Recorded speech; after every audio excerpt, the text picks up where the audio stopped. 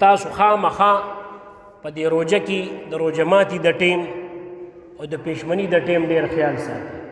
دا خبر به درته خیر دی، بیا روژه کې مو کما ده که بله جمعه بیا روژه کې راځي انشاءالله او به کم چې ټیم تر څو داخل شوي نه وي نو روژه مه ماتوئ. اذان پسې مه ځئ ښه، اذان د روژې ماتي دپاره نی او نه د روژې بندولو دپاره، اذان د مونځ دپاره. نن سبا هر چا سره دا موبایل شته، دا ټچ موبایل، او بعضو جماعتونو کې هغه ډیجیټل ګړی هم شته، هغې کې هم ټیم ښیي اذانو کې چې ټیم داخل شي. نو خیر که نور نی نو د رمضان دپاره ځان له په دې موبایلو کې هغه د اذان د ټیمونو ایپس واچوئ. نو هغه به تا ته خپله په کور کې د هر علاقې خپل صحیح دغه وي صحیح پکې واچوئ چې صحیح ښیي. نو هغه پکې واچوئ نو د پېشمني ټیم به هم درته خپله ښیي، اذان به کېږي. خو په دې ځان پوه کړه چې اذان وشي د هغې نه مخکې به ته روژه بندوي. دا د لوسپیکر اذانونه نه یادوم، دا خو څوک مخکې کوي څوک وروستو.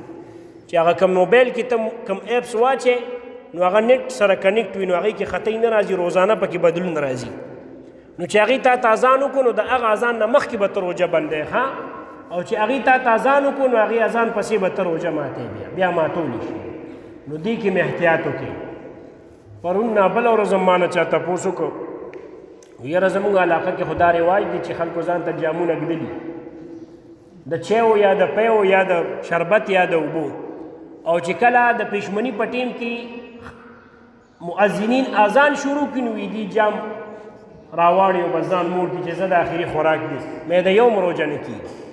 وی ولې مې ټولې روژې چې څومره نیولي څومره کړو ټول دې قضا راوګرځي. وی ولې مې اذان کله خلک کوي چې ټیم داخل شي که نه ټیم نه مخکې کړي. تا چېرته د ماسپښین اذان د غرمې نه مخکې کړی که چا کړي مې د شریعت حکم دا دی چې اذان دی د ټیم نه مخکې وکړو، واجب الاعاده دی دوباره به یې کوي چې ټیم داخل شو. نو مې اذان خو د سهار هله کېږي چې ټیم داخل شي، نو چې ټیم داخل شو نو روژه د مخکې نه شروع شوې ده او شروع روژه دی ورپسې جام دی پې ووو. نو چې ودې ووه جام نو را روژه دی بېغمه کړه. نو فرض روژې دومره اوږده ورځ اوس خو لا ګزاره به کوي او مخکې ډېرې اوږدې وي، او دا دومره اوږده ورځ او بیا هغه ته سر کې ګډه وډه کړي. دغه رنګې ماښام کې هم دار چاتون دي چې کوم مولا ړومبي اذان کوي د هغه په دغه باندې خلک روژه ماتوي. نه، اذان د مونځ دپاره دی. ټیم ته ګوره چې ټیم داخل دی او اذان نه دی شوی ځه نو ته به روژه نه ماتوي. د ماښام ټیم داخل دی او یو کل یې داسې دی چې اذان جومات پکې نشته نو هغې به اوس روژه نه ماتوي. جواب راکړئ که ماتوي به که نه. خو دا دلیل د دې دی چې د اذان د مونځ دپاره دی، دا نه د روژه ماتي دپاره دی نه د روژې بندولو دپاره دی. نو دې وجې نه اوس نن سبا هر څه دپاره هوښیارې دنیا دپاره څنګه هوښیارې څوک هم خطا کولی نه شي، تېر باسلی هم نه شي. نو په دې کې څنګه تېرې وځي. نو یاره پې نه شو هغه جومات کې مخکې اذان وشو، تا خو چېرې داسې ونه کړي چې پې نه شوې روژه دې نیمه ګنټه لیټ ماته کړي، په دې کې خو خطا نه شوې. او په سهار کې بیا خطا کېږي هغه ټیم داخل شوي او چای څښي او پراټې وهي. نو دې وجې نه داسې مه کوئ، دا فرض روژه ده. او حدیث شریف کې راځي چې چا قصدن عمدن فرض روژه ماته کړه که ټول عمر دې رجوع نیسي نو خیر د کفاره به مو شي، دغه ثواب به وشي، خو د دغې فرض روژې ثواب دته نه میلاوي.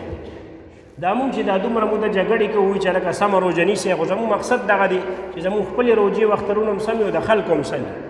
اوس که را سره 2 کسان نیسي او که 3 زموږ غاړه الحمدلله خلاصه. چې څوک یې نه نیسي هغې به مونږ نه الله تپوس نه کوي چې ده ولې نه ده نیولې، نه دا تپوس به رانه کوي چې تا ورته ولې نه دي ویلي. بس مونږ نه دغه تپوس دی، هغه مونږ درته وایو خامخا. نو د چهارشنبې په ورځ باندې په شپه باندې به غوږ دی، که چېرې اعلان درته وشو میاشت ښکاره شو نو د چهارشنبې په ورځ به بیا روژې، او که نه اعلان نه شو نو بس بیا د زیارت په ورځ اعلان ته ضرورت نشته. زیارت په ورځ قطعي او یقیني فرض روژه ده ښه. 2 ځله مې درته ووایي. واخر دعوانا الحمدلله.